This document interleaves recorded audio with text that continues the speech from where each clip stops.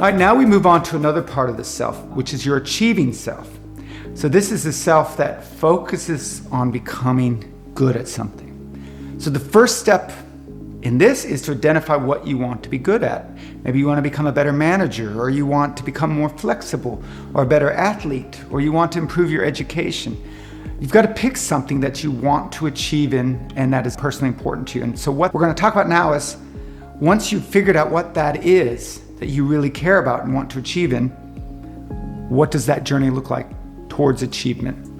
We know that the pathway to being a beginner at something, to being an expert, and even gaining mastery of a topic is often a long one. Okay, so you often pass from being a beginner to just competent in it. So maybe if you're learning a language, you can say a few phrases, to being expert.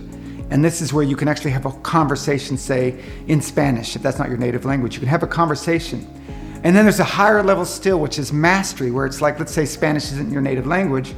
Not only can you have a conversation in it, but you can write poetry in it. So there's like, everything has that level. There's, as a manager, you can be competent, you can be expert where you're really good at managing people. Mastery is where you're just absolutely transforming the workplace. So it could be a musical instrument, it could be anything that you set your heart on. And the good news about this is, whatever you set your heart on, the same processes are going to be used for you to go from beginner, or wherever you are, to mastery.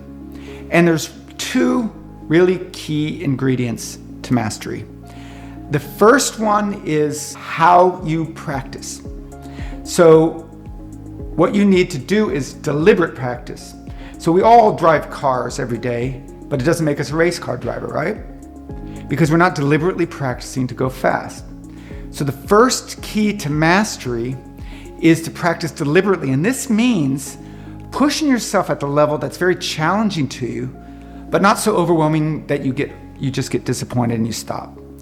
But if you're doing something and it's easy and you can almost do it automatically, then that's not deliberate practice either. So if you were learning a new piece of music, you'd be pushing yourself, it'd be a little bit hard, you'd be making mistakes, but it wouldn't be so overwhelmingly hard that you can't even get started, right? So if you're managing, you may take on a certain size group that's manageable, it's kind of challenging for you, you'd learn that and then move on to something else.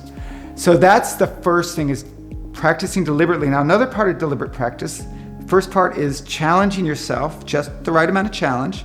And the second part is feedback.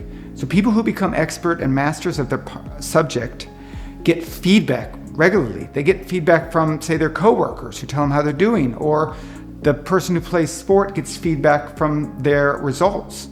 So feedback is absolutely essential. So we have pushing yourself, so it's a challenge, but not too hard, not too easy, that sweet spot, and getting lots of feedback.